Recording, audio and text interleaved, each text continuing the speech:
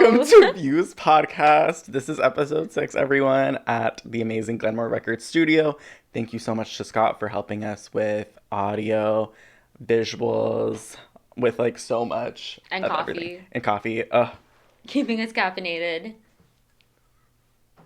Speaking of which, we got to talk about, we had our first guesting experience as Views podcast on the Sit Down with Scott Dion Brown. I'll link it down below so that you can go check it out if you haven't watched. Crazy experience. It was so fun. We were very comfortable because we were in our usual studio. Mm-hmm. It's like right home. Here. It felt like home. It's a second home. Yeah. We talked about online haters. We talked about fashion. We talked about Cactus So Club. Everything we love to talk about. Literally, it was literally a Views episode. It was just like an early Views episode. James did the Barrel of Monkeys challenge. He got 9. He got on the leaderboard. Mm-hmm. I was pretty high. You were pretty good. The max is 12, so I'm like, yeah. I was pretty good. Next time we go on, we're getting that 12. Yeah. You're getting that 12. Okay, well... Because I can't do it twice. You have to do it next time. What if we did it together and we just, like, held hands? We held hands and we, like... We're actually just so connected, so even if one of us does it, it's like we both do it. Yeah. Exactly. Instagram has been showing me people's Facebook Marketplace postings. When I scroll, it'll show, and you can swipe through and see the people that you follow on Instagram. It shows what they're posting on Facebook Marketplace. That, to me, feels so invasive. I feel like I'm not supposed to be seeing that. I didn't even realize that, like, Facebook and Instagram were, like, teaming up like that. Because like, they're both owned by Meta, no? I thought it was X and Instagram were both owned by Meta. Zuck owns Facebook and Instagram. Musk owns X. Yeah. Okay. That's why, because Instagram, so I guess Zuck owns Threads, too.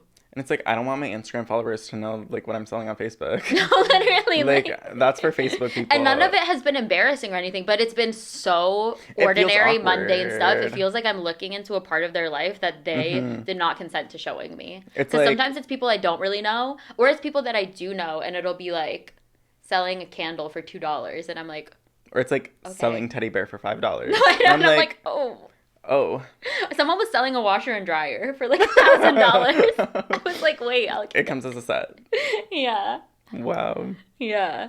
The other thing is that I've been noticing on Instagram, when I am looking at people's stories and I'm just scrolling through, so many times someone will post a cute restaurant and I'll be like, oh my God, where is that? I want to go. Because I just assume everything's in Toronto. And then it turns out they're in like Turkey.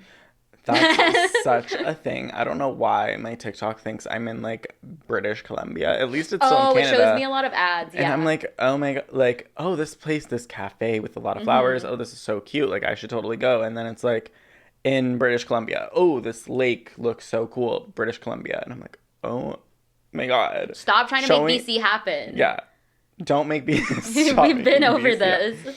No, but like, I'm talking about people I know post on their stories. So it might be a Toronto-based person, and I'm like, oh, this is cute. Where is this in Toronto? And I'm this close to messaging them, being like, where is this? I want to go. And then they're like on vacation in Osaka.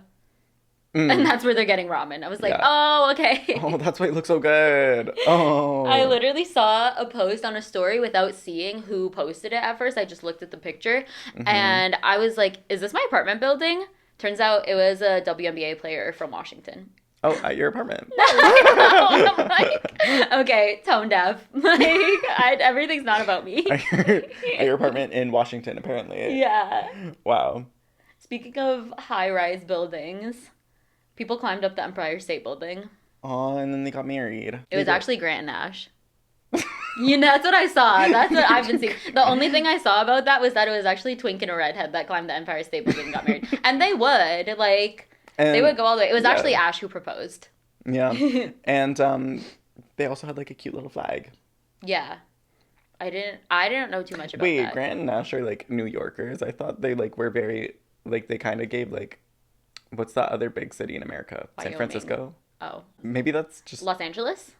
Maybe. Wait, maybe. Yeah. No. Yeah.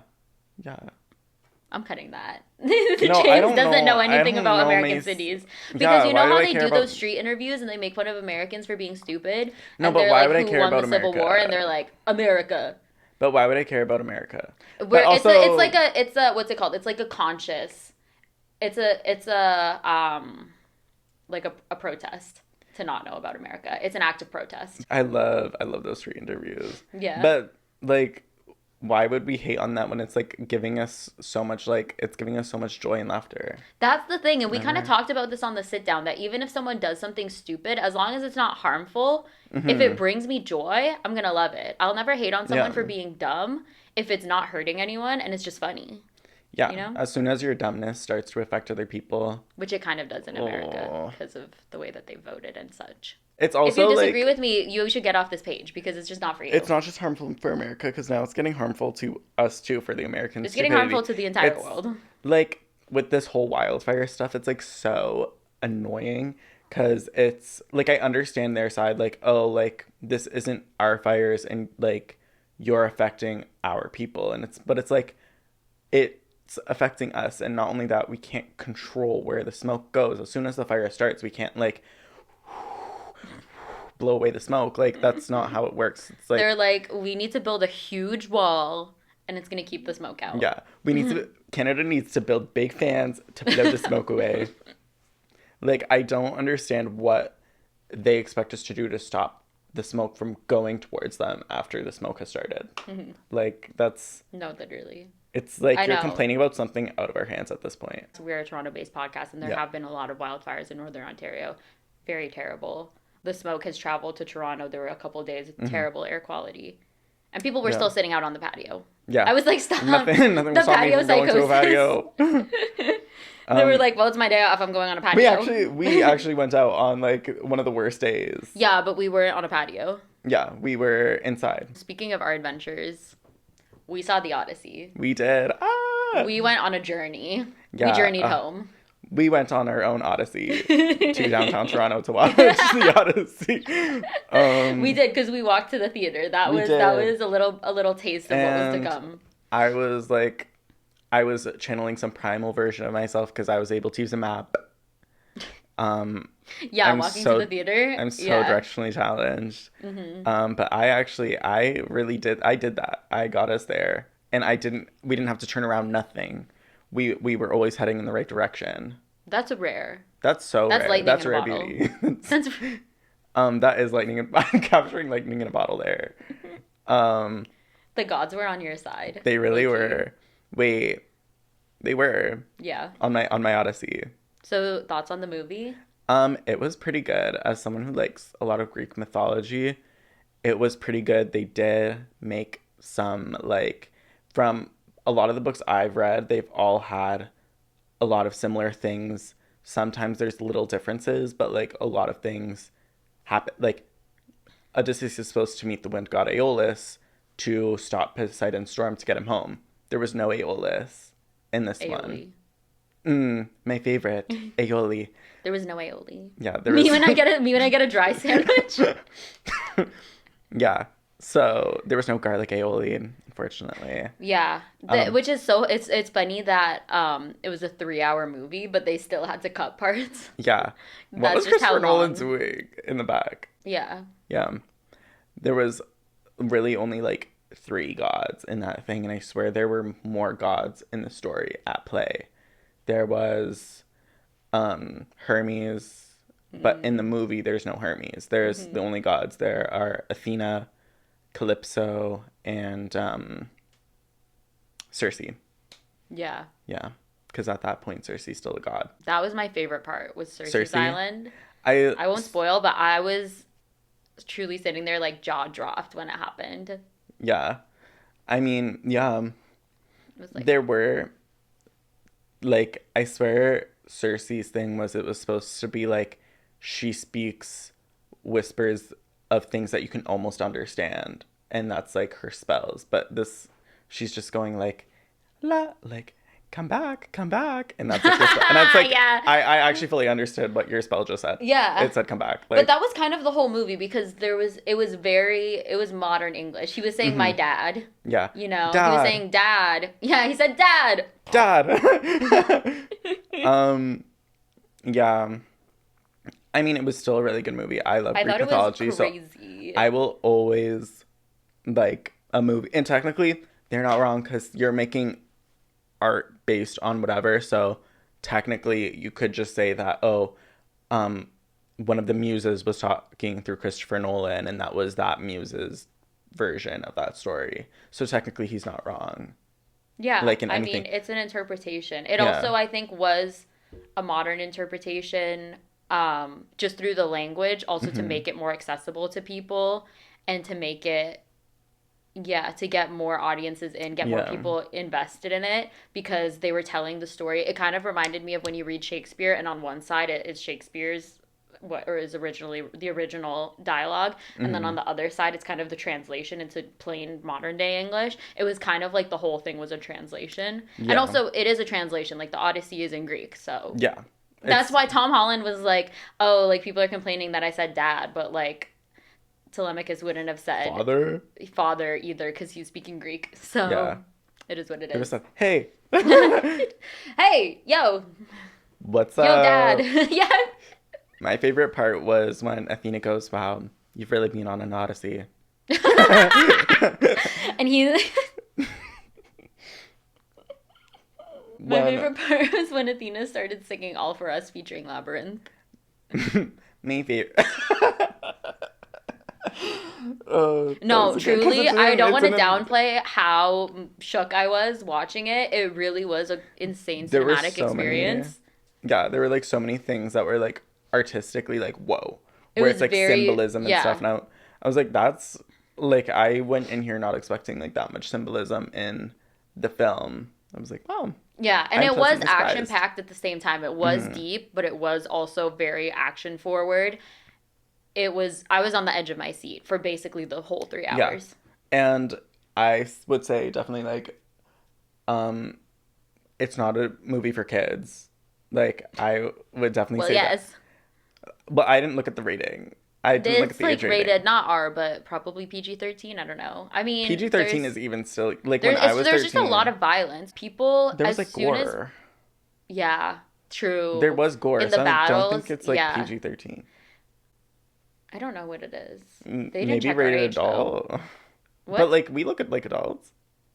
Did you say rated adult? Yeah. Is that a rating? Rated A for adult. Oh, that's a rating? I think. Maybe it's rated PG. Parental guidance. No age rating.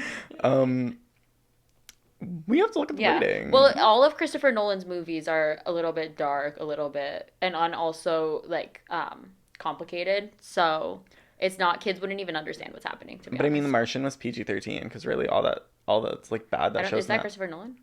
Oh, Christopher Nolan. That's Matt Damon. It's Matt Damon, but not, not Christopher Nolan. What's the one that he's in? The crazy one. Interstellar. That's another space movie. Yes. No, they said that Hollywood is like spending millions upon millions trying to bring Matt Damon home. Because he's always just trying to get home. Yeah. And like, let him home. He's always on a journey. And you know what? Anne Hathaway is a queen in every universe. True. She is. Yeah. She is the queen of, what's it called? The place with the pears. Princess Diary. There's the name of the place is like something, and they have like really good pears or whatever. I remember that from the movie, and I'm like, ooh, I want to try that pear. And my sister goes, that's not a real place. I was heartbroken. You're like, I was like, Anne Hathaway's not the queen of this place. What's going on? It's real to me. It's real to me. I want those pears. Oh my god, speaking of which, Anne Hathaway and Matt Damon went on Brittany Broski's royal court. Whoa. Yeah. No way. So they're one step closer to being on Views. Tom Holland, Anne Hathaway, Matt Damon. There's enough space in between us for them. Yeah. They can do like their family portrait right here. Aww. And we'll just be on the sides. So what's it like? We're the gay aunt and uncle. Yeah. Matt Damon, I'm so glad you made it here. Matt Damon finally made it home to Glenmore. To Glenmore Record Studio. Speaking of which, the cast of the Odyssey, crazy. Everyone was invited. Mm-hmm. It was very, like, we always talk so bad about, like, ooh, it's just the same 5 actors. But, like, I was happy to see all of them. Every time when Lupita Nyong'o had her, like, 3 minutes of screen time, I was like... Yeah. I was so happy to see. Zendaya having her 3 moments. No, I turned to Gina. I was like, when Zendaya came on, I was like... As soon as I saw Zendaya, I went, oh my god, there's Athena. Yeah. Hey. Speaking of which, Zendaya had the best hair and makeup that I've ever seen on a celebrity at the Odyssey premiere. In the moment where the premiere I don't remember where it was, but she was wearing that dress, the white dress with the wings on the back, and she had her hair down, and she had like very no makeup, like natural makeup. Yeah. It was the most stunning natural look I've ever seen. Yeah. I really liked chills. If there's one thing, Tom Holland and Zendaya both know how to, especially Zendaya, they both know how to dress for like what's it called? For like promoting the movies and stuff. Yeah. Like Zendaya does that on purpose. She's always on theme for her movie. Zendaya always, with every Spider-Man movie, she always has a fit ready for this movie. Fits immaculate, makeup immaculate. Like it's putting Tom Holland in the same sentence is a little crazy to me, but okay. They're married. Okay. I know, but yeah, that's true. He has like he low-key has the black girlfriend effect because he's been looking a lot better since they got like serious and got married. So yeah, and exactly. Speaking of which, Love Island. Oh my god. First of all, I was just thinking about Bryce's glow up. Because remember when his hair was like caveman hair and it was like... It's like... And now he looks great. Rough. It looks like it hadn't seen water or like oil or anything. And now his hair like looks kind of like I'm on looks nice Instagram and I'm like, wait, even outside the island. Even outside the island, his hair looks a lot better now. Like what? And low key, like I judged a book by its cover. I thought Bryce was gonna be like annoying, like dumb. Yeah. But, like, Bryce is actually really intelligent. He's smart. He's down to earth. Yeah. And he's, like, respects women. Yeah. Like, there were only two people respectful to women in that whole thing. Yeah. Bryce and Carl. Caleb, too. But, like, we also didn't get a chance to see Caleb shine. We don't know. Shine. Yeah. Caleb seemed very, like... He seemed very, like, innocent. And I was like, aw, Caleb. Yeah. Yeah. And I feel like that's, like... a mass thing that I've heard from people who watch Love Island. Everyone I've asked have just been like, yeah, it's more like, aw, Caleb. Yeah. Instead of like, ooh, Caleb. Yeah, I know. When he came in as a bombshell, he was very smoldery. And then after that, he was just like a little ball of sunshine. Yeah. He was like so silly, so bubbly. He was like a breath of fresh air on the island. I mean, I do struggle with saying that I like or have faith in any men from Love Island because we saw what happened with Casey. Casey's not the worst to come out of there, but I was like, I love him. He's the best. Saying all that, and I spoke too soon a little bit, but we knew with a name like Sincere, since it was too good to be true. We always knew that was something. And there's also Zach, which is my least favorite. Yeah, sorry. Zach,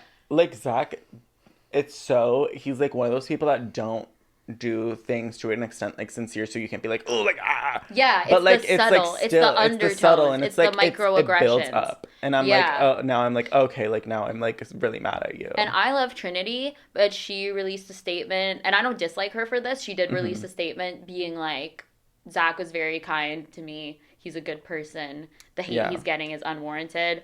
I mean, obviously, I don't think people should send him death threats, but I'm like, I'm still gonna hate him. And Zach, if you're watching, you're fucking disgusting. You're so disrespectful towards women.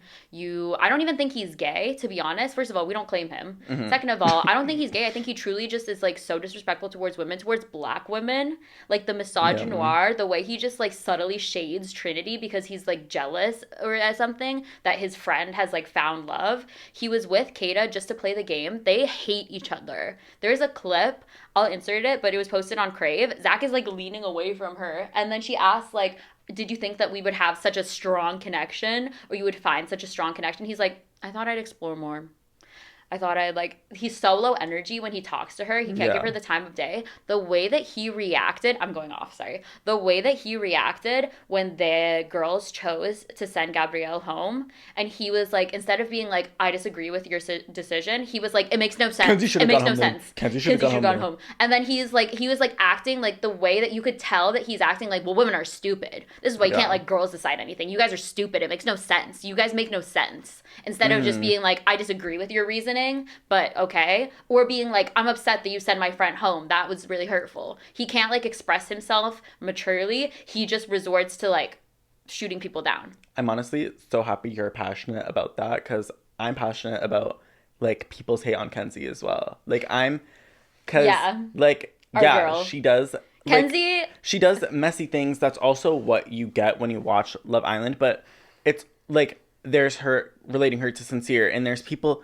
I don't think people from inside or outside the villa should be hating on her to the extent that they are. I feel like that's very a misogynistic patriarchal view that we are seeing it through it. And like, you might not think that it is because, oh, I like don't like that stuff, but it's something that's like in you to an extent that's like subconscious, because the reason we don't like what Sincere was doing, because he was lying. He was doing these things that you're going on Love Island to do, and then he would lie to the people he was talking to, saying, oh, you're the only one that I like want. Oh, if we had more time, we'd be together. And then just going back to Melanie and saying, oh, Melanie, like, it was really, always you. It's always you. But you just said that if you had more time with someone else, you would pick them over Melanie.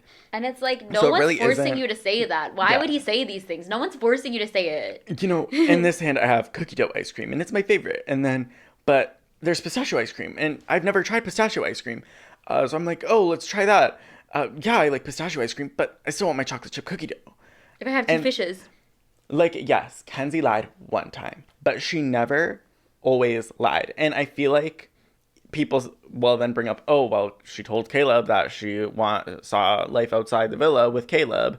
But, like, maybe she really did see life outside the villa with Caleb. I feel like in that moment, she saw life outside the villa with Caleb because they were talking about their future, and they do want a lot of the same things. But she still had that strong connection with Corbin, whether it was lustful or not. And I believe it was maybe very lustful. As we see later on, when she's voting Parmita, I feel like that's very much a projection of how she felt when she was with Corbin, of it being lustful. And she says, oh, like, I feel like this connection is just lustful, whatever. But yeah, like, Kenzie, I don't get the hate that Kenzie is getting. Like, I feel like, yeah, she did mess up things, but she doesn't deserve that hate. She was a little bit messy. I think she could have gone about it better, but it wasn't to the level of Sincere, because also I think that she did feel very pressured to explore Caleb when she actually realized she wasn't feeling him. She should have been honest off the bat and been like, I actually really have something with Corbin, and I don't think I can let go of that. I'm trying to explore you and give you a chance, but it is really hard. She could have been more open and honest about that. However, I really do think that she, at that moment, like, succumbed to the pressure of everyone rooting for her and Caleb, her being like, I want a cowboy, I want a cowboy. He comes in, southern accent, literally a cowboy, like her type on Pipa. And then she felt the pressure to explore him and give him a chance. Yeah. And she didn't know what to do when, like, really her, like, heart was, like, called towards Corbin. And also, like, whereas Sincere, no one was, like, forcing him to explore Soul. If anything, he wasn't feeling Soul. Like, I believe that he wasn't feeling Soul, but he was just calling her beloved and saying these things to her because he, like, felt good about it in the moment. And he likes telling people what they want to hear. I truly don't believe that he had that connection with Soul. And also, no one was pressuring him to explore Soul. If he has a good connection with Melanie, he is more than welcome to just be like, this bombshell, not for me. Sorry. Yeah. I'm sticking with Melanie. Whereas Kenzie really did have that outside pressure to explore Caleb. And I think that's played a big role in why she gave him so much time and so much energy when really she wasn't feeling him. And Kenzie's also almost always said when she's kissed another person to her main couple, like, it's Sincere would kiss these Sincere people. deadass was like, no, she leaned, or he was like, she asked me for a kiss, and he asked her, or something like it was like literally the exact opposite of what happened. She asked me for a kiss. How many times did you kiss? Because, like, they fully had a makeout session. Yeah. Like, it wasn't just like... That was a hard watch. That movie night was a hard watch. Honestly, also a hard watch was when Kenzie went up to kiss Gaul. I was like... Because I'm such a good, like... I mean, he looks better outside the villa. I feel like the filters weren't doing great for him. Maybe. It's not hard to look better than what he looked like inside the villa. It's not his, like, face. It's not anything. It's, like, it's all things that could be fixed. AKA lose that mustache or, like, trim it a little bit and fix your hair. Come on. Maybe if people are going to hate on Kata's hair, we got to hate on Gaul's hair because he literally was, like... What was wrong with Kata's hair? Just, you could see her, like, extensions where they started. Like, at all times, you could see her extensions. I honestly was But that's representation. That's, like, that's real life. That's making Instagram real again. Also, I really do think that Zach, what's her name? Alana, if the angel. Oh, yeah. Where's the angel? Kata realizing, she was like... Trinity really did hit the assist there. Where's the angel? Trinity with the alley-oop. Trinity is honestly...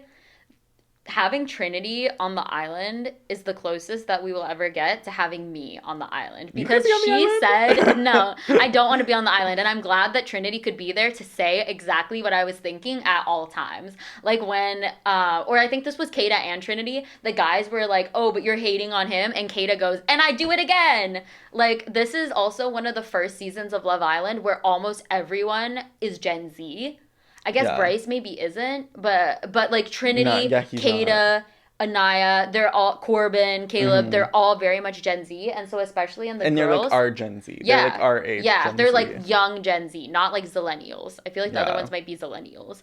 But the young Gen Z. And so I really loved the misandry, I'm not going to lie. Like the girls being like, yeah, fuck the guys, you know? And being so transparent about it. And the guys being like, there's a double standard. And them being like, and what about it?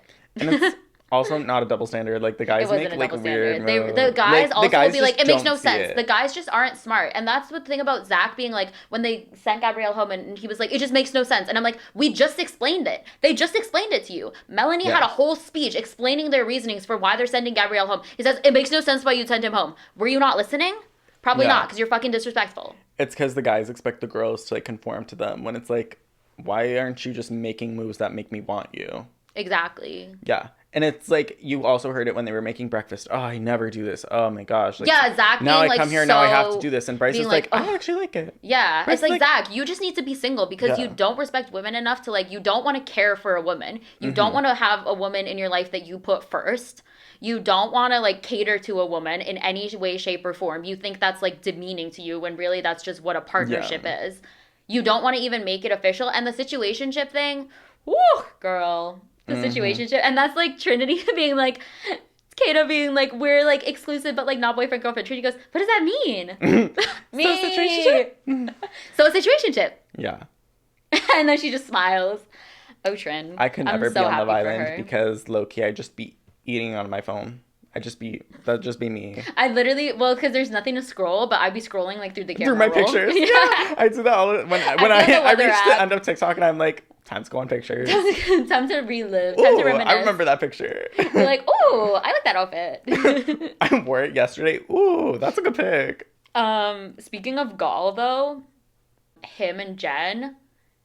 Is it time to talk about Jen? Oh my god, she's so something burger. Our everything bagel. What's the burger? Jen goes, Jen didn't, for context, Jen did an interview and they were like, how did you feel about like going from nothing burger to everything bagel, like in people's minds online? She was like, when I first saw that, I was like, oh my god, what is this? What's a burger? She's so LA. She's so Cali. And then to me, that was like very much like, what's Walmart? Like, I've never heard of Walmart. No, but this was like innocent, bubbly. It didn't hit me that she meant like, what does it mean when you're relating someone to a burger? Yeah, no, she said as what's a burger. I was just immediately thinking like, I've never shopped at Walmart. You seem like you shop at Walmart all the time. No, because that's so LA to be like not knowing what a burger. But then at the same time, I was like, Jen, it's what they have at In-N-Out. Like, you know In-N-Out? It's an American staple. A burger. A burger and a hot dog. And Jen kind of is Miss Americana. Yeah. She is our Miss everything. Americano. Her and Trin, I think I walked away with them being my favorites. Jen did a photo shoot, though, for Gull's Coffee Shop. Did you see that? Where she was, like, pouring coffee on him and, like, dragging him. All I can say is she better have been paid bank for that. Mm-hmm.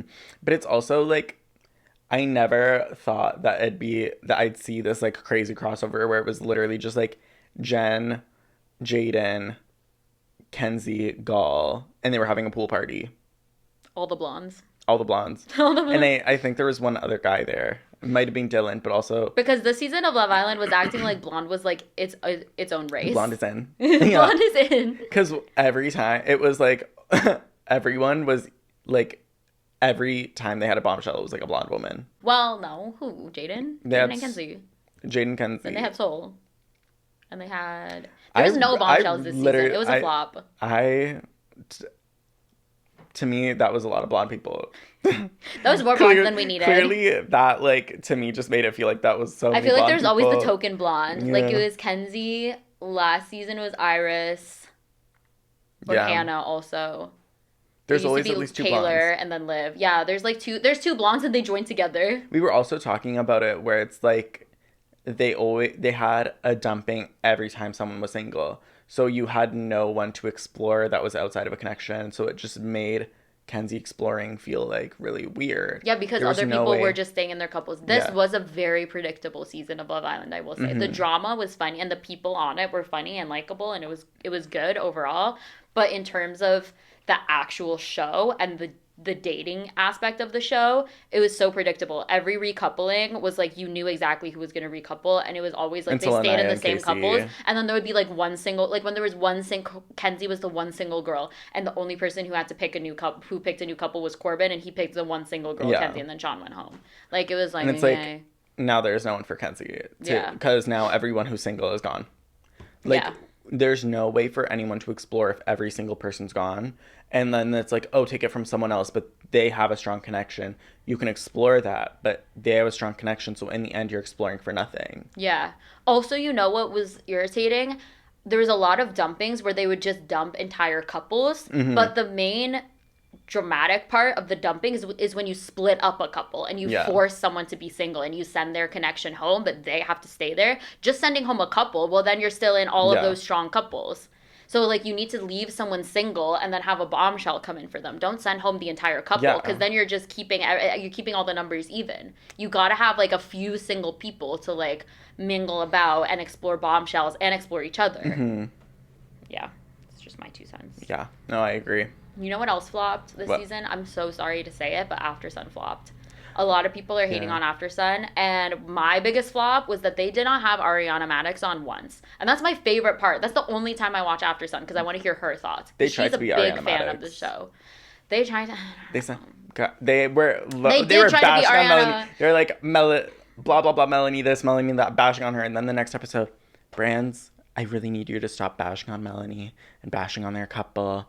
Like, it's really not okay. You were just doing this last episode. No, I know. And like, you can have a turnaround within days. Like, you can have a turnaround. But, like, that dramatic of a turnaround has never been done before. No one has made this dramatic of a shift before. Yeah. They were trying to have that moment when Ariana Madix was on After Sun and she looked into the camera and she said, stop hating on these Islanders. Yeah. Stop sending death threats to their families. Stop calling Child Protective Services on them just because you don't like how they're acting on TV. And that was like a serious thing. This is just Brands making a little joke, being like, Melanie, you should leave your toxic ass situationship. Yeah. And it's like, what do you want her to do? Stay with them? And they're like, I'm gonna cry. Like, she's a young girl. Like, let her live. There's like, two things. Like, let her ruin her life and be in this shit ass situationship with this terrible man. Let her. There is 2 things. One, have you seen Sean's TikToks? With his, like, little kid. It's so cute. He is such a good dad. Where it's, like, he has, like, he had a diaper bag thingy where he's, like, what's in my diaper bag? He pulls out, like, 17 changes of clothes. And I'm like, that's me on vacation. Because what if I poop my pants every day? And then second thing was, have you seen Sincere's family reviewing, like, Melanie and reviewing, like, just Love Island? And it's, like, his dad went on to be like, ooh, Sincere, we don't move like this. But, like, low-key, a lot of your family is, like, talking like that you move like that.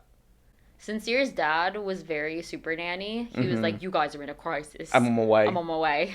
The Megan Thee Stallion cake challenge. Oh, yes. The challenges on Love Island have become ChatGPT generated. Because it's like, what is musical cakes? I don't think Megan Thee Stallion came up with that. And I don't think an actual human came up with that. I think that they were like, we need a challenge. We need it to be interesting. We don't have ideas. And they're like, musical chairs with cake. If I had multiple cakes. If I had multiple cakes. If I had multiple cakes, I would cake all of you, but unfortunately I was only given one. Oh my god. Speaking of AI, we need to talk about the AI wedding of the century that happened in this July. Oh my god. The Taylor Swift Travis Kelce wedding. I loved, because it's, ooh, did you see Taylor Swift's wedding outfit? And it was like, what? She had her wedding? And then open it up, it's literal just AI. Everything is AI. She's wearing a different fit in every picture. No, she's wearing a different dress in every picture. But the weird thing is that her hair is always the same. It's always a low bun. Yeah. And I don't know if she would do a low bun. With those bangs, she's going to look like Soul. I mean, we've seen her other stylistic choices after being with Travis Kelce. That is true. Yeah. That is we true. see the very big difference with Kata. What? Zendaya and Tom Holland. Sorry, we were just talking about Love Island. Zendaya and Tom Holland and Taylor Swift and Travis Kelce. Zendaya uplifted Tom Holland's outfit, and it just kind of feels like being with Travis Kelce has lowered Taylor Swift's outfits. Yeah. Where it's like one person's style always outweighs the other. Taylor Swift is a little bit like she does kind of change her style to match whoever she's with. And this is not misogynist because I have seen this also about Brad Pitt. That Brad Pitt has had multiple different girlfriends and he has kind of, or there's like at least in a couple pictures, there's been a few moments where he's been photographed with different partners and he's kind of emulated their style and like matched with them. Taylor Swift does kind of do that because when she was with Maddie Healy, she kind of served cunt. I'm not gonna lie. When she was with Joe, she was like cute and like elegant and whatever. When she was in her single girl era, she was like kind of a mess. I'm not gonna lie.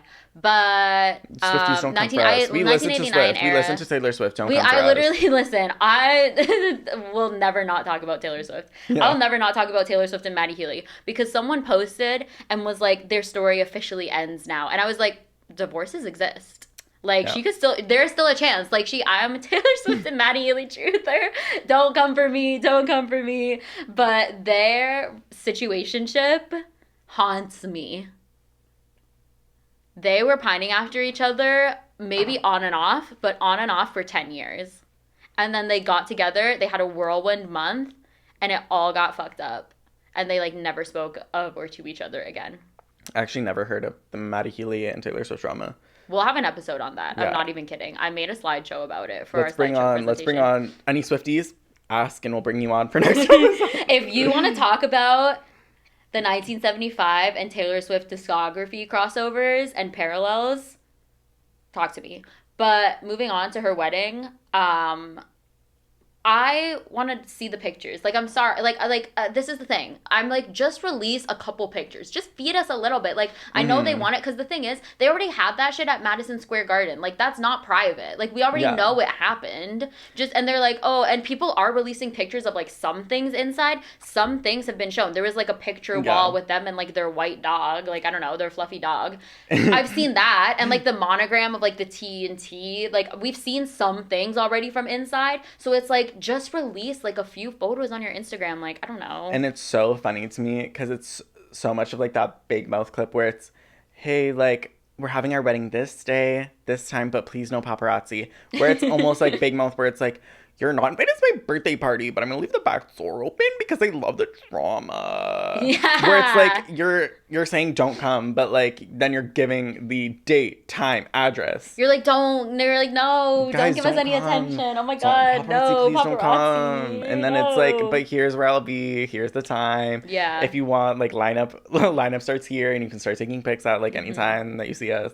Endless pictures from outside and like a couple from inside, but nothing of the actual endless pictures place from where the ceremony. Bork. Nothing. I want to see the dress and I want to see how they transformed Madison Square Garden to actually look like elegant and intimate. I'll believe it when I see it, and if I never see it, I guess I'll never believe it. But we saw people arriving. There were lots of paparazzi pictures leaving like the hotels and everything. So many fashion flops. I'm sorry, like maybe that was the theme ugly. Was fashion flop.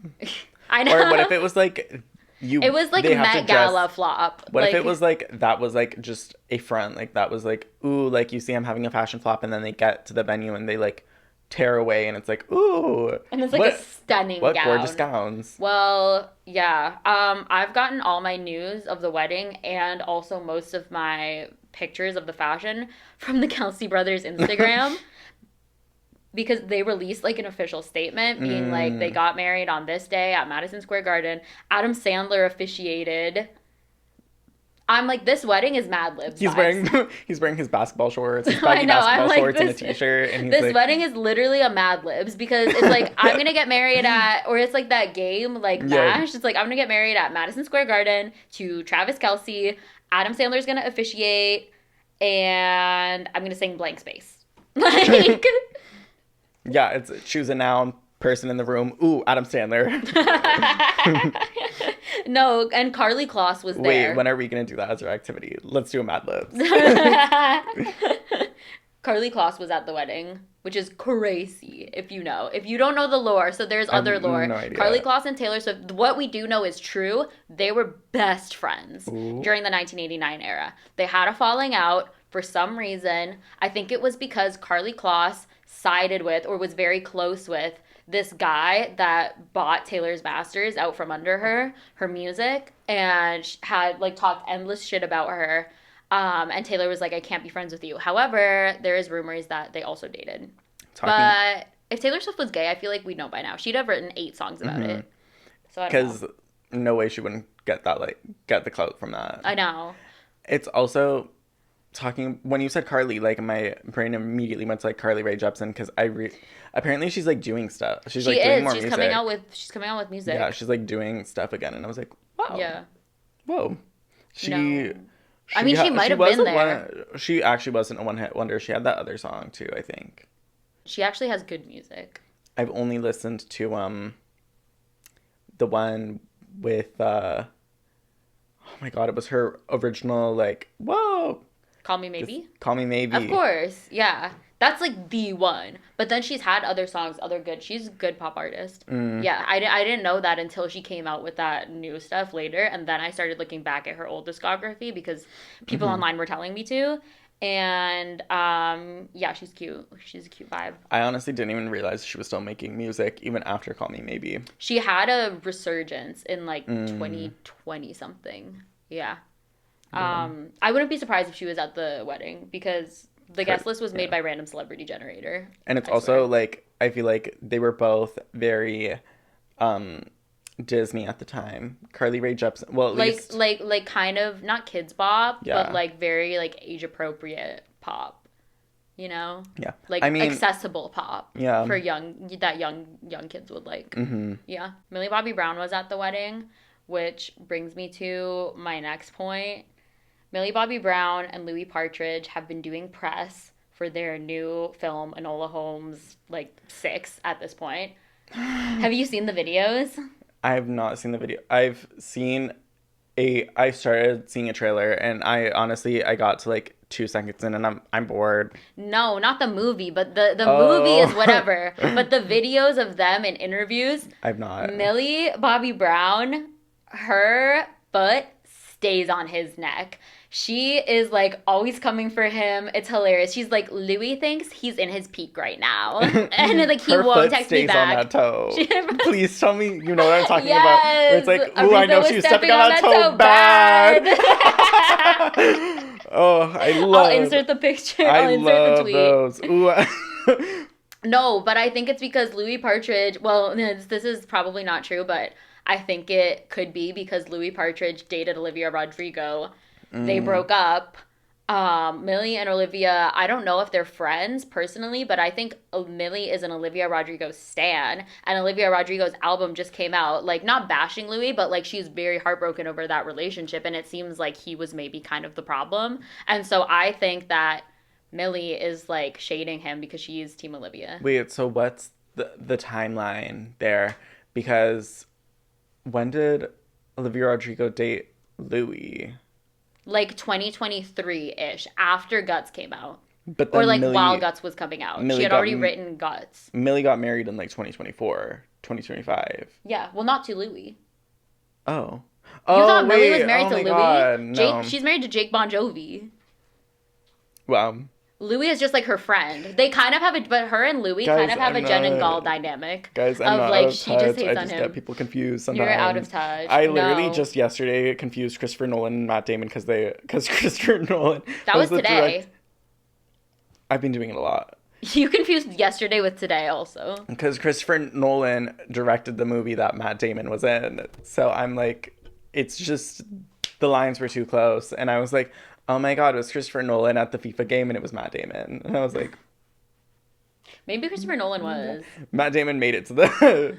He made it home. He made it to home and it's the FIFA World Cup.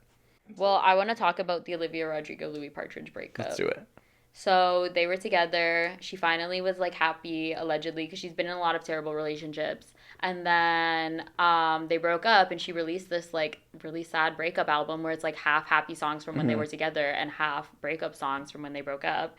The edits online of them being like happy together, there's like ones where it flashes back and forth between them being happy together and her being alone and sad, like alone they're like at an event happy together, and then she's at that same event or like a similar event alone, just like sitting there. I'm sick. And the grasp that the sad songs had on my like soul, like it like she like drived a knife through me. I was like, oh my god. Like even just like the first one she released, Drop Dead, I thought it was the one, I'll Never Be the Cure. Yeah. Okay, yeah. That was the first breakup song she released. That one was like, oh my god. Amazing. That one really like, like it's one of those, her like musical talent is like so crazy because it's one of those songs that you like feel. Yeah. It's not one that you listen and you're like, ooh. It's like one that like I felt it. Like it like, it hurt. Scratches your soul. Yeah.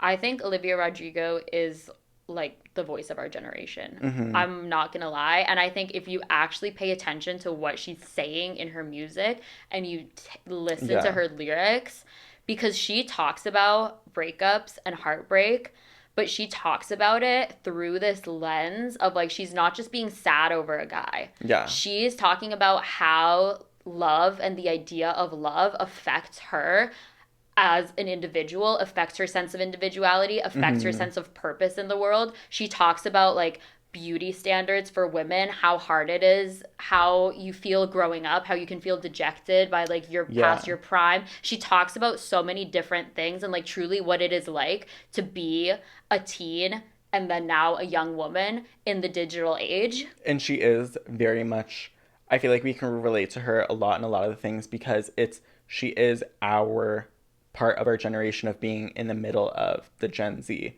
where there's older Gen Z who are like doing like big things, whatever. I mean, we're doing big things. And then there's younger Gen Z and it's like, I don't know what they're saying or doing. Like there's just like a complete disconnect between. Yeah. And we're in the middle. So, and she is talking about experiences that a lot of us are experiencing at the time. Yeah. That she's like coming out with them. So it's like she is very much, we can connect to her, and I feel like a lot of people within our age group can connect to her as like very strongly because we are living similar experiences. Yeah. And she's talked about like age dynamics and like an age gap relationship and what it's like to be like a young person that kind of gets used. It's not just like, oh, this boy hurt my feelings and I'm sad about it. And you know, and I think people kind of reduce it to that and they're like, oh, it's just like a bunch of breakup songs, like they're not that deep. But like a breakup song can be like a social commentary at the same time. And I think those are like the best kind of songs where you like are talking about a personal experience that is like very universal, but then you bring in an even more universal experience of like how it affects your outlook on life and like how the world is affecting you, not just this one person. It's almost like she's not singing about being sad. She's singing about dissecting the feelings that she has. Yes, very much. This. She's very introspective and she sings a lot about like her own feelings. And like the song The Cure is like, it's not just about like, oh, I don't love you or whatever. It's that I thought that finding someone that I love would cure me and would fix me, but no, that is not what is going to fix me. And she doesn't say like what the truth, like what it is, because she doesn't know yet, because she's just a young girl, she's still figuring it out. But captures that exact snapshot of the moment where you realize that like being in a great relationship, a perfect relationship, or like finding your like what you think is your true love, that's not going to heal you if you have more work to do on yourself. And to me, a lot of her music sounds a lot like poetry in song, and it's a lot of times when people talk about that and say that, like a lot of people get turned off from poetry and song because they feel like it can't have that like poppy sound or feel, and it can't sound like something very much like a lot of the public can like the like tunes for it, but she's doing it in a way where it's like it still fits into the pop genre in a way that a lot of other. She's almost sneaky with it. She's putting these deep messages, but she's burying it behind a really catchy melody. So it's like people who only listen to pop songs for pop songs can like it, but people who like poetry can like it, and then people who like both love it. Yeah. And I feel like that's why we love it. Yes, for sure. We definitely, I think, go for songs that... I'm a big lyrics person. We both are. We go for songs where the lyrics could be just a poem on their own, but then it also has like a nice music beat in the background. When we were dissecting Mitski. But honestly, though, the thing is too that what we saw from Olivia Rodrigo and Louis Partridge's relationship, because that's the other thing. Listen, I am really into the social life of a song. So like Taylor Swift's music, people will be like, it's bad to just relate it to who it's about, but I'm like, no, because I'm really interested in the story. It's not about being like, oh, like this guy like helped contribute to the song. No, but it's like about what she was feeling at the time and what inspired her to write that.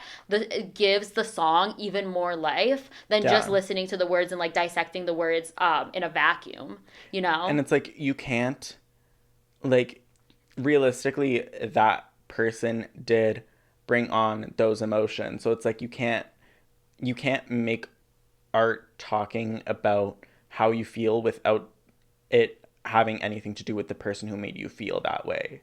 Yeah. Like, that person made you feel that way, so obviously your art is going to be it's a reflection of like their actions kind of and your feelings towards them and whatever, or like even ones that aren't about like another person but they're about a situation in her life. Like, it's very interesting to relate the lyrics to what she's actually talking about and put them in the context of her life, because she's an autobiographical songwriter. But Olivia Rodrigo, when she got with Louis Partridge, everyone was like, oh my god, this is it. Like, she's been with flop guys before, and she was finally writing like love songs. And so now it's like, how do we believe in love now that they broke up? You just gotta keep believing. It's don't stop believing. Don't stop. Yeah. It's don't let the negatives rule the way that you live your life, because if that happens, then like negatives are always gonna happen. It's just a way of living, and that's just you living the human experience. Now you've learned these things. You can't live life without that negative happening. Negatives like that are always going to happen. So the only thing you can do is just keep moving forward, keep believing, and just have hope that a negative like that won't happen to you, or it won't happen again to you. Wow. But I'm so deep. I've been seeing the interviews with Louis Partridge. He's hot, but he's a little bit insufferable. I honestly, after seeing his latest interviews on like the Enola Holmes press tour, I'm like, she might have dodged a bullet. I really don't even like look at Louis Partridge, because I get... He was the it boy for a minute. No, like 2020, like when the first Enola Holmes came out. But then apparently he thinks he's in his prime now. I'm like, please. And to be honest, I was even bored with Enola Holmes 2020. Like, I was... Yeah. So I honestly, to me, Louis Partridge is like... Partridge in a pear tree. Yeah. He might as well be. I've never seen a pear tree. Actually, I have. But in Princess Diaries. Or Princess Diaries? Yeah. Yeah. I was going to say in real life, but yeah, in Princess Diaries. So, like, he's just... Honestly, though, I think that it's just the TikTok edits that are getting me in my feels about Olivia and Louis. I didn't know them personally. Obviously, I didn't know their relationship. Maybe it was terrible, right? But the putting it to the song that's about him, like Cigarette Smoke, amazing song. And, like, putting edits to that song, I'm like, oh, I feel that. I don't see those TikTok edits of them together. I always see TikTok edits relating it to, like, other... Oh, that song, but with other characters or other people? Like, I guess it's, like, trying not to dwell on them, but trying to relate it to other things. Maybe to make it consumable by multiple audiences. That's totally fair. And that, honestly, I think is what's putting Cigarette Smoke in, like, a top TikTok edit song for me. So I want to know, what are the other, like, ultimate TikTok edit songs? Like, emotional TikTok edit songs. And, you know... Sorry, this is, like, so not on topic with what you just asked. Okay. But it's, like, you know me, like, I love... seeing other people relating poetry, especially poetry I write, to other things within their life or within things they witnessed. Like, I love seeing the way poetry can be viewed through other people and their experiences. Yeah. Anyways, so that's what I think. And that's what I think makes Cigarette Smoke now a top emotional TikTok edit song, because I'm obsessed with TikTok edits. I think it's the TikTok edits that have made me feel so emotional about Olivia and Louis. And so I want to know what are the other most emotional TikTok edit songs. Do you remember when I used to do TikTok edits? Yeah. Oh my God. But you did like baddie edits. So what's a baddie edit? But I didn't just do baddie edits. I swear I did sad Okay, you did emotional? I did emotional. You did Everything Everywhere All at Once. I did that one. I did, if you watch Arcane, I did. The one where Isha dies, I did like a little emotional one for that.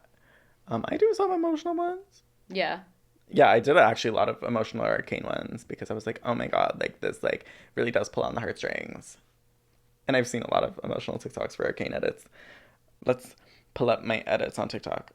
Let's turn down my volume so that... I'm going to list a couple that I thought of. Mm-hmm.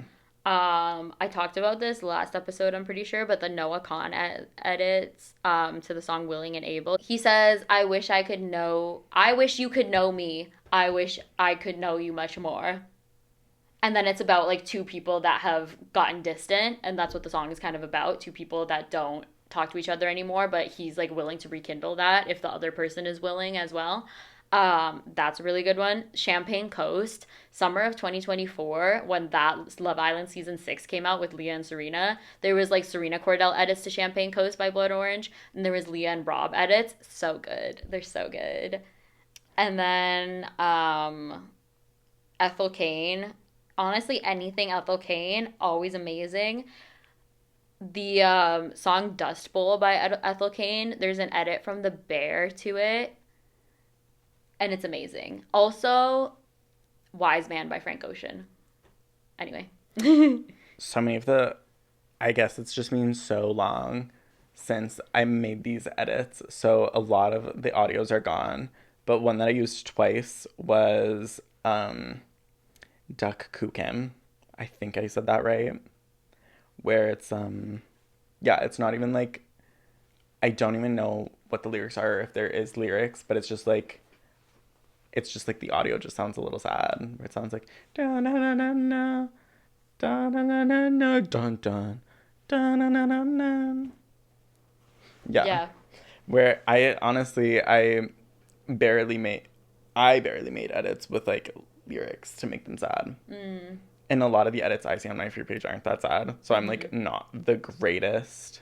Yeah, you're more of a baddie edit, and I'm an emotional edit. As soon as I see it, you could show me an edit of anything, and if I see it and it's a good edit, I'm like, wait, I'm so into this. Like I was seeing soccer edits of like Haaland and Jude Bellingham, and now suddenly I'm into that. Like now I'm into soccer. Yeah. That's what got me into World Cup, not the World Cup, like the World Cup craziness surrounding me. It took a TikTok edit to get me into it. Yeah. Or sometimes it has like the emotional music, but that's not the main forefront of it. It's like I saw one where it was Melanie's mom giving her that speech, and it's like an emotional song in the background, but it's not the forefront of the video. It's the speech, like, and then there's like the flower blooming in the back. The flowers blooming is so funny. I love those. A lot of times, when I see emotional stuff, it's not emotional edits. Like it's people making emotional like animations or art or stuff. Where it's like there's the carousel thing. I don't know if you've seen it, where it's like taking a character from a fandom who like suffered trauma from one person, and then it's that person dancing around their like head in like a carousel motion. So na na na na na. Yeah. Wow. So I've seen like those. I've seen it's not even like emotional, but it's that one song by Olivia Rodrigo where it's like sticky sweet tangerine. Oh yeah, and it's Honeybee. Like POV how it is to like have a sister, or to be like sisters or whatever. I'm like, aw, those are cute. It's not like sad. It's not like emotional like sad. It's like emotional like aw. That's really cute, like heartwarming. And it's people like making little animations like of like two sisters like having a tangerine. Wait, like, that reminds me of like the ultimate TikTok sound that some people had been doing. This was a couple years ago, I think, but I don't know what it is. It might be from Heartstopper, or it was someone Why are British. We like this? No, it was someone British, and it goes, and people were posting like their best friend with it, and the sound goes, sometimes I feel more myself with James than I do with anyone else, and it's literally James, and I was like, that's me. Aw. Yeah. I don't think that's from Heartstopper, because I don't know. It's from something British. I don't think that there's a character. Okay, yeah, it might be. I don't know what it's from, but yeah. That basically covers it for the end of June, beginning of July. We're trying to get on a more consistent schedule, posting and recording, so stay tuned for that. Stay tuned for potentially a second episode this month, potentially a new series. Thank you so much for watching. Thank you again to Scott for doing our audio and video. Thank you to Glenmore for hosting us as usual. Always a pleasure in the green space. Yes, the green room. The green room. Thank and you so much. We will see you guys next episode, probably sooner rather than later. Hopefully sooner rather than later. I miss you guys. Yeah. Thank you so much for watching. Thank you. Bye.